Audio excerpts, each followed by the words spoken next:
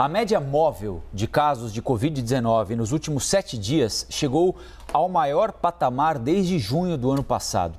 Segundo dados divulgados ontem à noite pelo CONAS, o Conselho Nacional de Secretários de Saúde, o Brasil registrou mais de 74 mil casos e 121 mortes provocadas pela doença em 24 horas.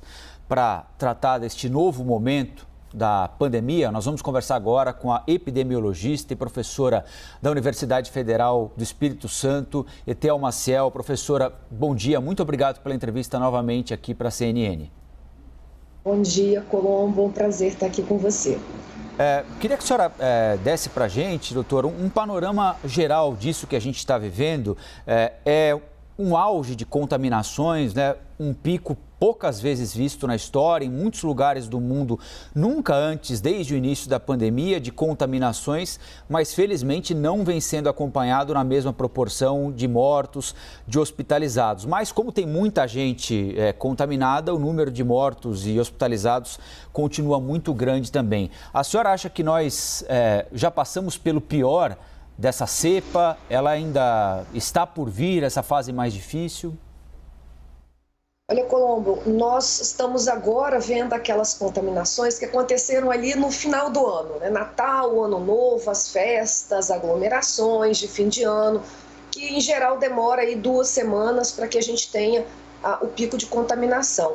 Quanto mais pessoas vão interagindo, e a gente ainda está num período de férias, um período onde muitas pessoas tendem a aglomerar, né? Infelizmente, nós estamos vendo, principalmente nas cidades de praia, poucas pessoas usando máscara. Em locais, a gente nem pede para usar na praia, né, Colombo? Mas assim, vai no supermercado, as pessoas precisam comprar alguma coisa, né? Vai na farmácia, vão no restaurante, em um local fechado. É preciso, sim, ainda continuar usando a máscara para diminuir a transmissão.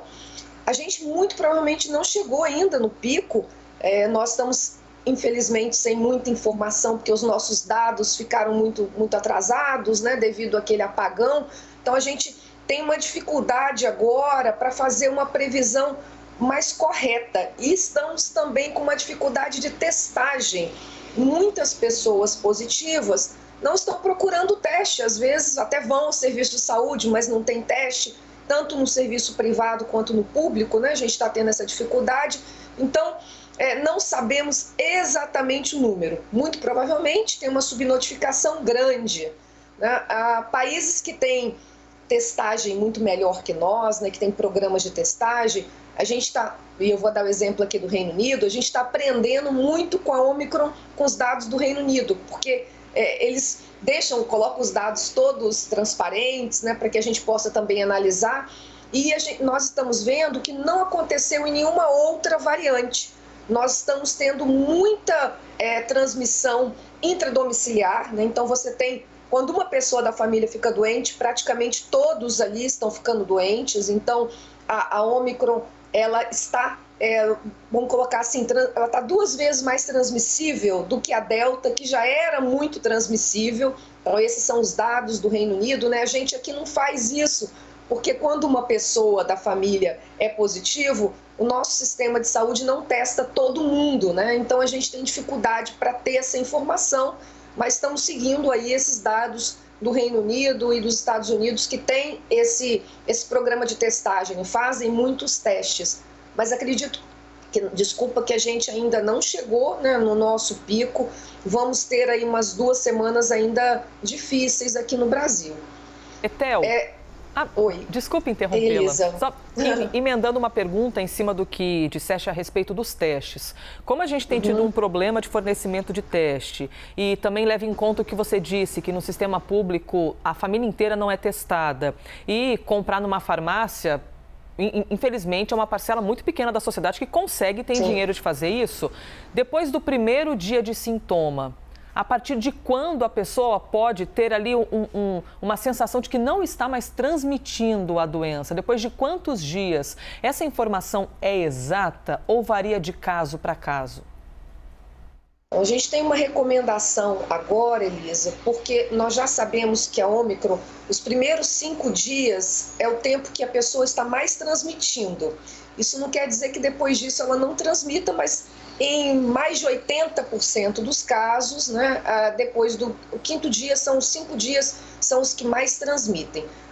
O Ministério da Saúde fez uma modificação, né, daqueles 10 dias para 7 dias, depois dos primeiros sinais e sintomas, mas tem algumas interpretações, né? Se a pessoa é assintomática, fez tem um teste positivo, ela conta a partir de quando? Então, quando você não tem sintomas, você tem que contar a partir do seu teste positivo. Então, 7 dias a partir do teste positivo. Se você tinha sintomas antes, tipo 1 dia, 2 dias antes, você conta a partir dos primeiros sintomas. Mas nós já sabemos que se a pessoa tem ainda sintoma depois do 7º dia, por exemplo, ela está tossindo, ela está com febre, ela ainda não está se sentindo bem, né? Principalmente febre, tosse, ela precisa estender um pouco mais esse isolamento. O ideal é que ela esteja pelo menos 24 horas sem nenhum sintoma e também sem febre, sem tomar remédio, né, Elisa? Porque senão fica mascarado ali, então sem tomar remédio, sem sintomas. Aí a gente tem uma garantia melhor de que ela não está transmitindo. Mas tem muita coisa para a gente aprender ainda, né? Os Estados Unidos, eles fizeram uma redução do isolamento muito em função da força de trabalho, porque todos os serviços de saúde estavam paralisados, serviços de segurança pública, então a Ômicron estava impactando muito e houve, pelos estudos, que nos primeiros 5 dias era o período de maior transmissão, houve uma redução desse isolamento dos Estados Unidos. Então, mas aqui no Brasil a gente consegue com 7 dias, com essa orientação aí que se a pessoa tiver ainda com sintomas, ela deve permanecer no isolamento. Professora Luciana, falando aqui agora, queria saber qual é a percepção que a gente vai ter agora sobre o sistema de saúde. Está fazendo 1 ano daquela crise que a gente teve mais aguda no norte do país, no Amazonas, e agora a gente tem acompanhado o aumento da transmissão da Ômicron, mas, claro, muito a diminuição da letalidade em relação à Delta, graças à vacinação, o avanço da vacinação, mas agora algumas capitais, algumas cidades já começam a registrar fila em UTI, fila para a internação. Qual é a percepção dos especialistas? O que a gente pode colher agora para o fim de janeiro em relação a toda essa infecção e esse avanço da Ômicron? Eu acredito que essas próximas 2 semanas vão ser mais difíceis, Luciana, porque muitos estados, né, e municípios fecharam serviços, porque como nós estávamos com uma redução de casos, de necessidade de internação, vários serviços foram fechados, contratos finalizados com profissionais de saúde, e a gente não consegue abrir esses serviços, abrir leitos, né? Abrir mesmo contratação de serviços com a mesma velocidade que a gente fecha, né? Então tem aí uma dificuldade e nós temos agora muito menos leitos do que nós tínhamos em abril, né? Maio, junho. Então a gente vai ter uma pressão grande no serviço. A gente acompanhou essa semana o Rio de Janeiro, tendo que, por exemplo, paralisar as cirurgias eletivas, porque não tinha pessoal, né? E o serviço já estava muito colapsado.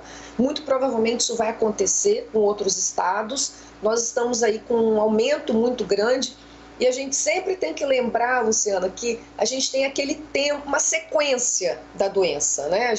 A Covid já ensinou isso pra gente nesses 2 anos aí. A gente começa com um pico de infecção, depois demora umas 2, 3 semanas para a gente observar o aumento das internações e mais 3, 4 semanas para a gente observar nos dados o aumento de óbito. Então tem um tempo para isso acontecer. Nós estamos agora no período de aumento de casos. Esse aumento de casos a gente vai ter que monitorar qual o percentual de pessoas que vão precisar de internação e de óbitos. Pelo que nós estamos vendo nos outros países, eu acho que a gente está se assemelhando assim, muito o que está acontecendo nos Estados Unidos. Claro que a gente tem um percentual maior de vacinados, né, nesse momento.